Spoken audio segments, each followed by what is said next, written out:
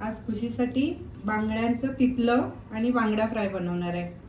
आता हे बांगडे स्वच्छ 4-5 पाण्याने धुवून घ्यायचे। आता आपण बांगड्याचं तितलं करणार आहे। त्याच्यासाठी मी बाजारातून बांगडे आणून स्वच्छ धुवून त्याला हळद आणि मीठ लावून ठेवलंय अर्धा तास।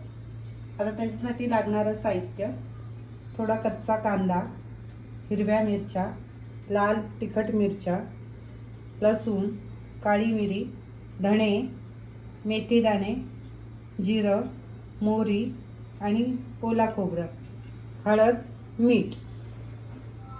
आता आपण त्याच्यात सगळं हे वाटायला घ्यायचं आणि गुळगुळीत छान बारीक वाटायचं।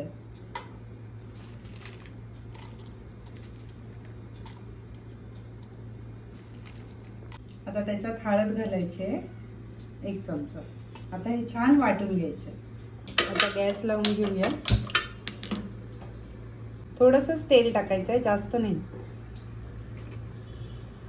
त्याच्यात कांदा घालायचा आहे,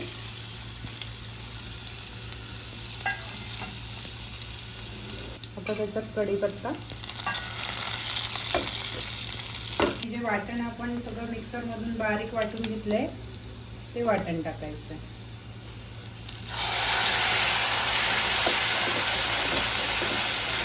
सगळं ह्याच्यात पाणी घातलंय थोडं आणि आता त्याच्यात मीठ घालायचंय, थोडंसंच घालायचं, आपण बांगड्यांना लावलंय ना।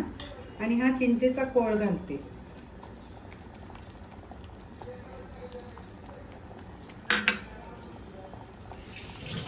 आणि हे उकळलं, आता ह्याच्यात आपण बांगडे सोडूया। थोडंसं जाडच ठेवायचं आहे, पातळ नाही रस्सा करायचा आहे, म्हणून हे तितलं बोलतात त्याला बांगड्याचं। आता ह्याच्यात बांगडा आपण धुवून स्वच्छ हळद आणि मीठ लावून ठेवलेलं बांगडे सोडायचे त्याच्यात।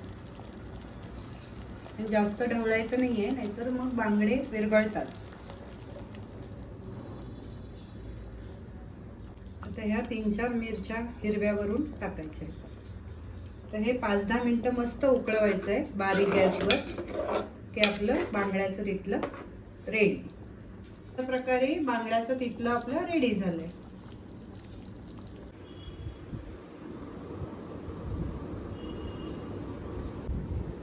हे घे खुशी, बांगड्याचं तितलं आणि उकडा भात।